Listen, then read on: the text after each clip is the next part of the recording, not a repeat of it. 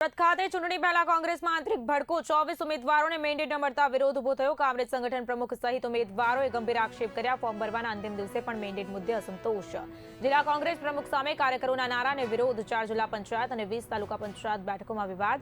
ઉકેલ ન મળે તો ઉમેદવારો ફોર્મ પરત ખેંચવાની ચીમકી।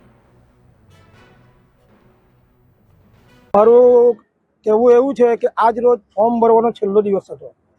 આજ રોજ પાર્ટી તરફથી જે મેન્ડેટ આપવામાં આવે, સંગઠનના પ્રમુખે અમારા વિપુલભાઈ પટેલે જિલ્લા પ્રમુખને 20 તાલુકા પંચાયત 4 જિલ્લા પંચાયતના સભ્યોના દરખાસ્ત મોકલેલી હતી। જે વખતે વિપુલભાઈને મેન્ડેટ લેવા બોલાવવામાં આવ્યા માંડવી, તો વિપુલભાઈને એમ કહેવામાં આવ્યું કે 20 મેન્ડેટ લઈ જાઓ, બાકીના 4 મેન્ડેટને પહોંચાડી દીધા છે।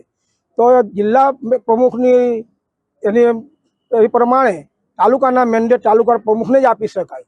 ને જે વિપુલભાઈએ 24 નામ આપેલા એ નામમાં ફોર્મ ભરવાનો છેલ્લો દિવસ હોય તે ટાઈમે મેન્ડેટ કોંગ્રેસ પાર્ટીના જમા કરવાના હોય, તો તેના માટે આનંદભાઈ ચૌધરી જિલ્લા પ્રમુખ મને માંડવી ઓફિસે બોલાવવામાં આવ્યો હતો ને મેન્ડેટ આપવા માટે લેવા માટે બોલાવ્યો હતો।